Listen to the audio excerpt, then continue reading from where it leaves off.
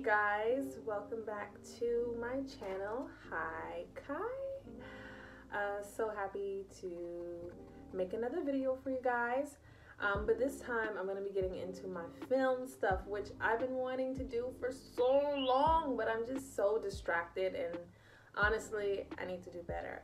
But I'm here. It's the first official film video, and I'm going to make it quick and get right into it. So as you guys know, if you follow me on the gram, or just if you're someone who knows me personally, I'm always watching films, watching shows, series, documentaries, because it's just a passion of mine. Like, I just love TV, man. But anyway, today I wanted to talk to you guys about something very important that people have been fighting for a long time, and that is diversity. Like, people want to see more diversity in film, in shows, in the front line and in the back line. What's going on in the back? I appreciate TV and all that it's brought to us all these years, but it's time. Include other people, more talent. I want to see new faces. I love, you know, our classic actors and actresses, but give other people a chance. And so with that being said, I do think that we are on that road. Like, I've been watching stuff and I'm like, I see y'all working. Like, these days I love Reese Witherspoon because she's killing the game right now with including women and producing and all this amazing stuff, writing. And I'm just like, yes, of course we know Shonda Rhimes does that. She's been doing that. She's one of the first to make sure that like all races are in her shows and are represented, and I love it. So I'm gonna go ahead and get into the 4 shows that I've watched, and the first thing that I saw was the diversity. And here's the thing, I don't want to see people of color or gender represented just because. Like, it needs to be the talent, it needs to be the full-on production that still gives me what I need, you know what I'm saying? And these shows right here, I noticed it, like, oh yeah, there's a lot of women, or there's a lot of people of color, or whatever the case may be, there's a lot of minorities. However, this is good. Like, I love this. I live for it, you know what I'm saying? So without further ado, the first show that I want to discuss is Spider-Verse. So I'm not a big, like, out of all of Marvel's things, I'm not a huge Spider-Man fan, but thoroughly enjoyed Spider-Verse. But the first thing that I noticed is that, first of all, like, Spider-Verse is what, like, Puerto Rican and black or something like that. I forget exactly, but he's definitely of color. It was very, I'm from New York, so it was very authentic about, like, where he was from, the fact that he was mixed with those two ethnicities, the background and everything. So it wasn't just about people of color. When I first moved here to Asia, I realized I met a lot of South African people, and I was a little bit shocked because I didn't know that so many white people were South African. Then of course I had to do my history and realize, oh, like, you know, yeah, they might be the minority, but you're gonna meet a lot of white people from South Africa. So that was represented on the show. There were Asians, there were all types of different people, and they said where they were from. Like, when the white character said that she was from South Africa, I thought that was important because it's teaching us, you know. But anyway, love the show. It was just amazing. I thought the whole the special effects, the voiceovers, everything was just bomb. I really enjoyed it. It was refreshing, and it was a new take on Spider-Man. I mean, they do Spider-Man so freaking much. Like, I'm personally Spider-Man out, but that was refreshing. That was diverse. That was new. That was authentic. I'm gonna give that a 10 out of 10. I don't want to tell you guys too much of the story just in case you didn't watch it, but it's available on Netflix.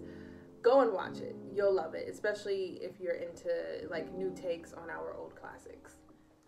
Okay, so the next show that I want to, like, fan out about, like, I love this show, is so good. Like, so good. So good. It was so good. Why Women Kill. First of all, like, I heard a little bit about it, like, here and there from, like, my movie watchers, but what the hell? Like, like, why aren't people talking about the genius of the diversity? Like, if you look up diversity in the freaking dictionary, right next to it should be why women kill. Like, the different ethnicities, the different times that things were going down, eras. It just was amazing. The different sorts of relationships. It's called Why Women Kill. So just a different type of women. And so just to give you a little bit about why women kill without telling you exactly what happened. It's about 3 different women from 3 different eras. 3 different women from 3 different eras, and they all are married, and some things go down, and you find out why, and it's very relatable as to the times that it's taking place. I thought that the costume was amazing. I thought that the acting was just great. There's a lot of dry humor. It was amazing. You know, it's 1 season, so you can just binge watch it through. But most of all, I appreciate the diversity. You'll see some of your faves in this for sure.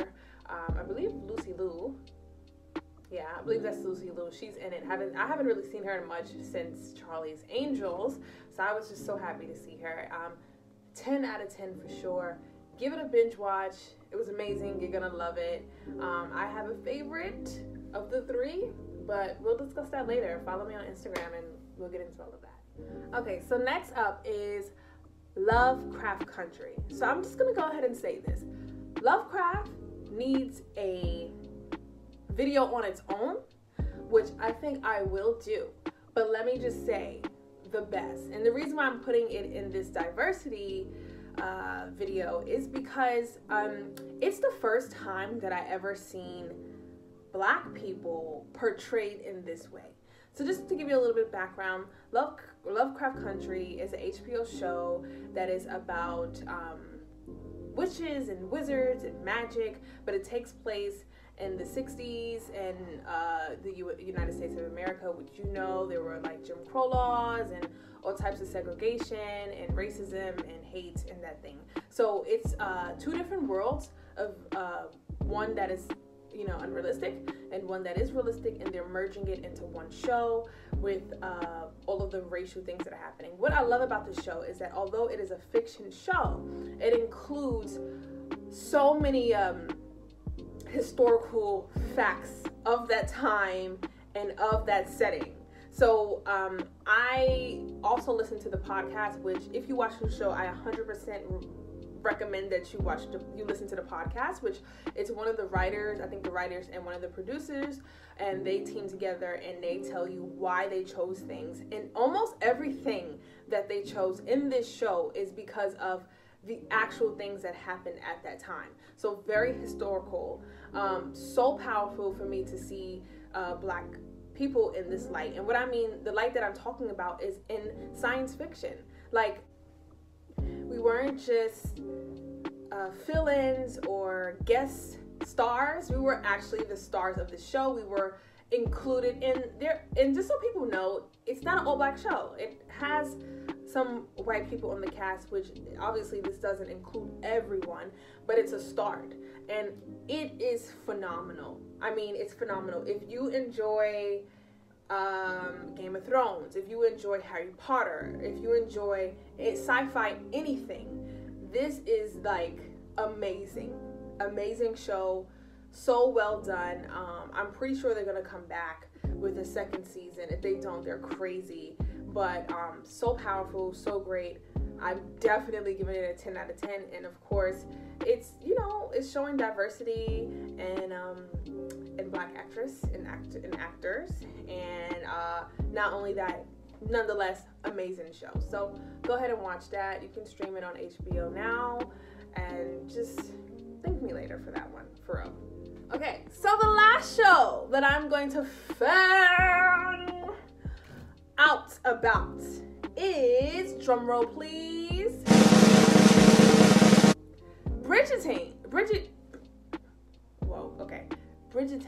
Bridgerton, yes.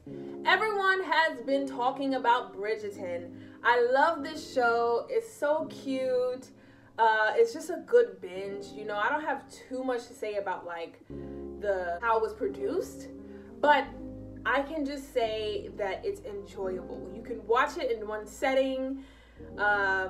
It leaves you wanting more. There are some things I didn't like about it, like the ending. I don't want to give this away once again because this is not a full-on review on the show, but just, you know, the end of the show was underwhelming for me. The reveal of the lady who wrote the papers, I forgot her name, Whistleblow, yeah, Mrs. Whistleblow.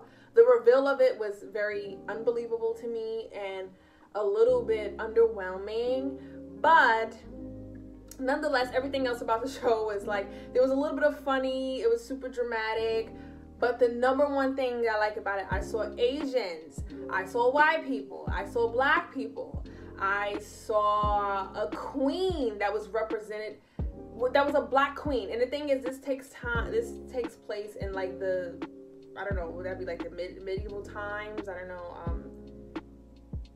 1600s, something around that time, from the costumes and stuff. That was all very nice to see, when there was like prince and queens and, you know, all of these things, and you had to court women. It was nice to see. It's that fantasy that our generation, we love to watch because it's so in the past, but in a way, a lot of it has kind of followed us into our dating these days. But just overall, I mean, it was a good little mini love story thing going with a twist. But yeah, the queen had afros and braids, you know. There were different types of, or different ethnicities and races of people living amongst each other, and it didn't matter about your race. This show did not touch on race at all, but so everyone lived in this kingdom with different people, and the class, because there was a class. There was the poor, there was the royals that were rich, there was the important people, but none of those are the things that affected where you were. None of it had to do with color. So that's the first time I've ever seen that.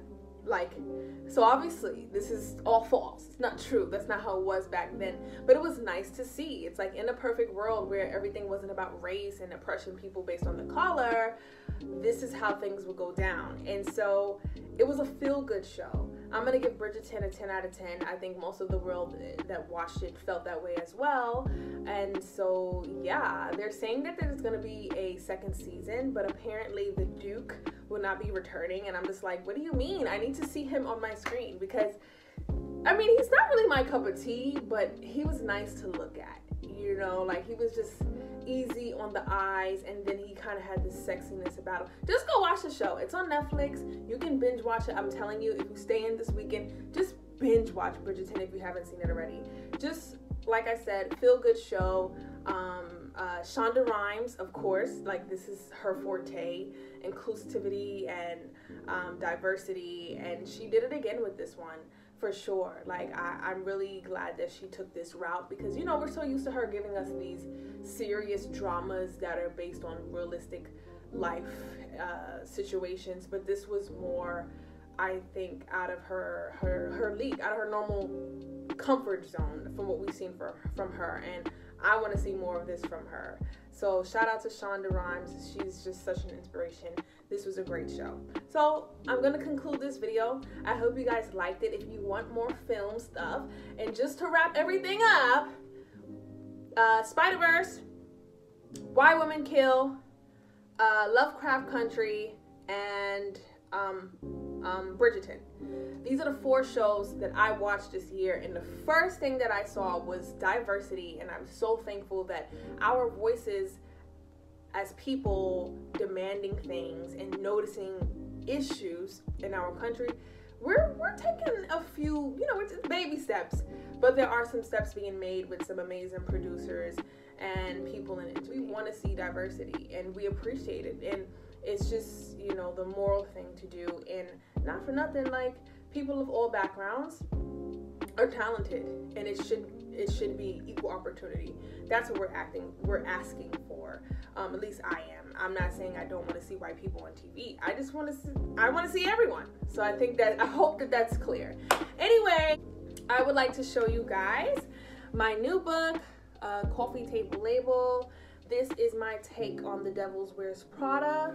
It's a book where I talk about Miss Miranda Presley and how she's not really the villain of the story, and how this book is really a representation of women and how we are portrayed when we are bosses. So this will be available real soon in America. If you're in China, you could definitely get this. So I'm out of here. This is nice.